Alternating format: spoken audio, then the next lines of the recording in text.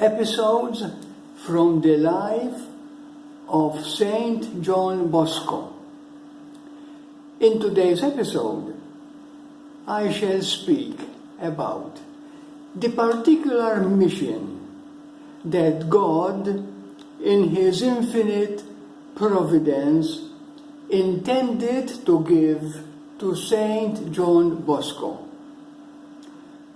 namely the education and formation of character of children and young people.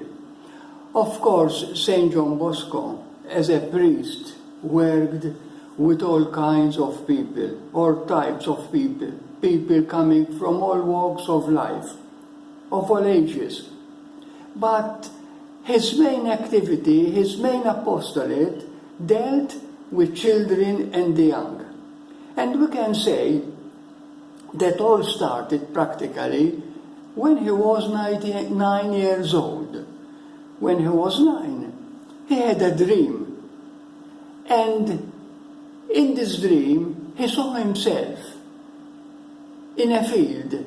He says, when he wrote then about the dream, that the field seems to be near his house. In this field, there were a great number of children. And you know what children do? Running after each other, playing, joking, cracking jokes, But he heard some of them swearing.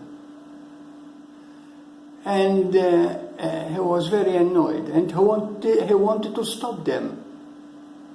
And as a matter of fact, he jumped in their mid to stop them. But he wanted to stop them with fists and blows and harsh words. There appeared an impressive man. And this man was nobly dressed, with a white cloak flowing down from head to toe. And his face was shining, dazzling light, so much so that John could not look at him. And this man called John Bosco by name. And John was a bit amazed. He didn't know the man, and how come that the man knew him? And told him, not told him, but he commanded him to put himself at the head of those children. Imagine. He wanted him, this man wanted John to become their leader, when a little before he was fighting with some of them.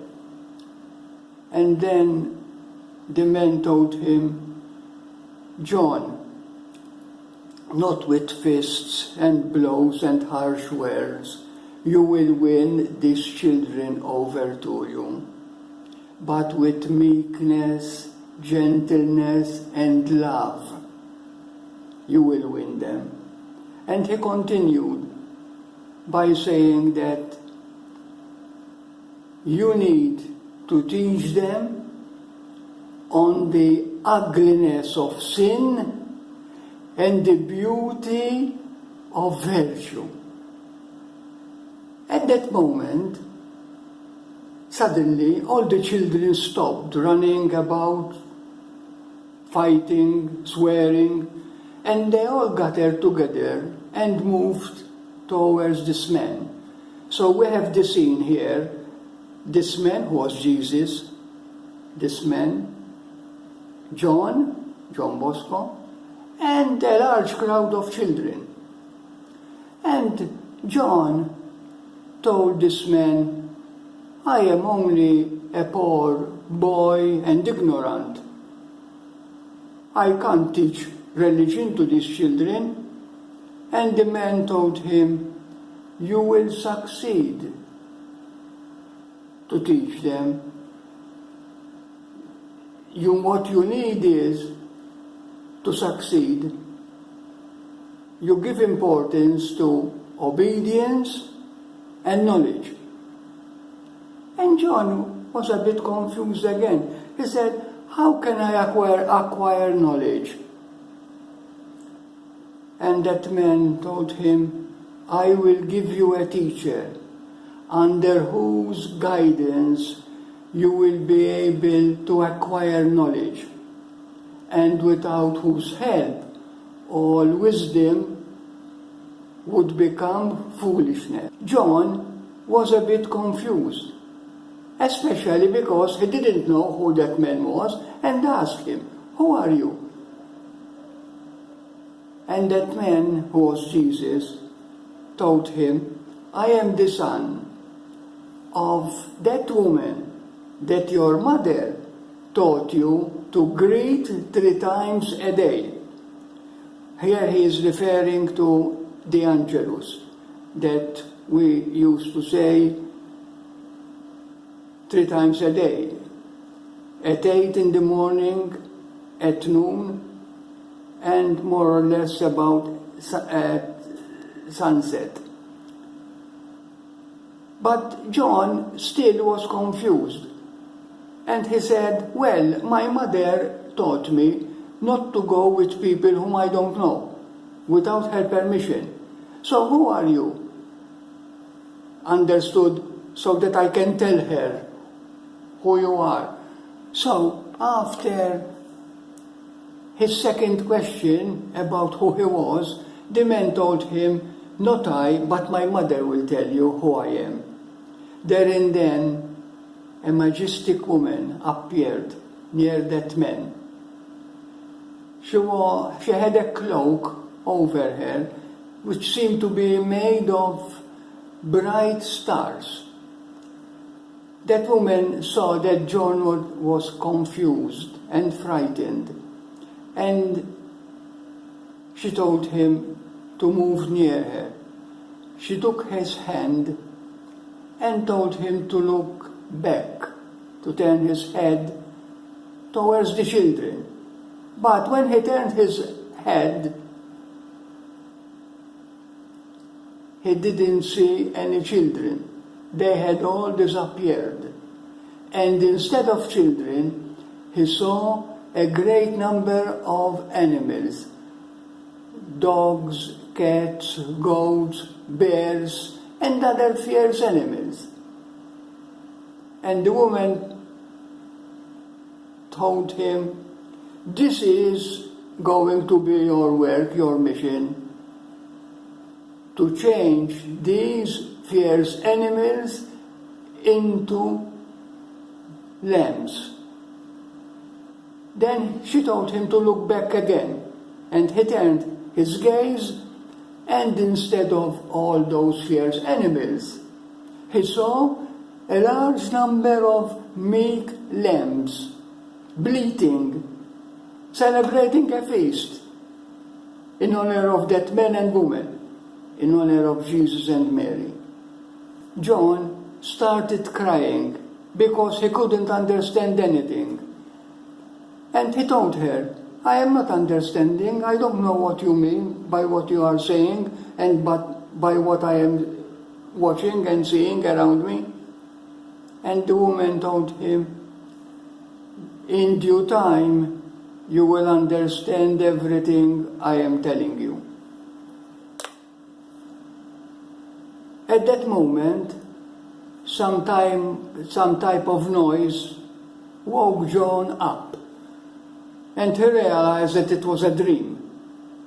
But it was very engraved in his mind. He couldn't sleep. It was still in the middle of the night. He couldn't sleep. And in the morning, when the other members of his family woke up, he narrated to them this dream.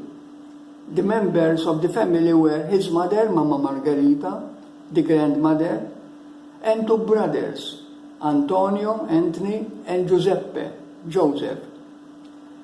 They listened to his, the narration of this dream very willingly, and they all burst in laughing when they heard this dream. And they passed their comments, their interpretation of the dream.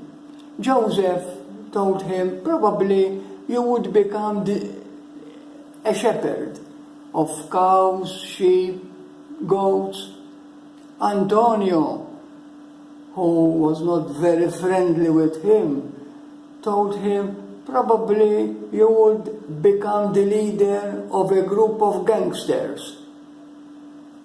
His mother sweetly, calmly told him, who knows, perhaps one day you would become a priest. And the grandmother said, well, we better ignore dreams because there is nothing important in dreams.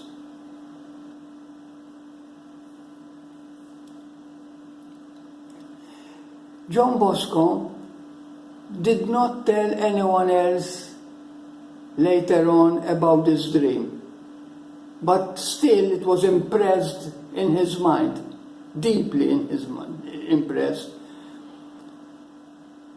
But in 1858, he was already then a priest and started working with young children and other people, and started also to set up the Salesian congregation. He needed to go and speak to the Pope. The Pope was Pope Pius IX. Today he is beatified. And the Pope had already heard about Don Bosco and his work and also his spiritual life and the extraordinary charisms that he was enjoying, that God gave him. And he, of course, gave him a private audience.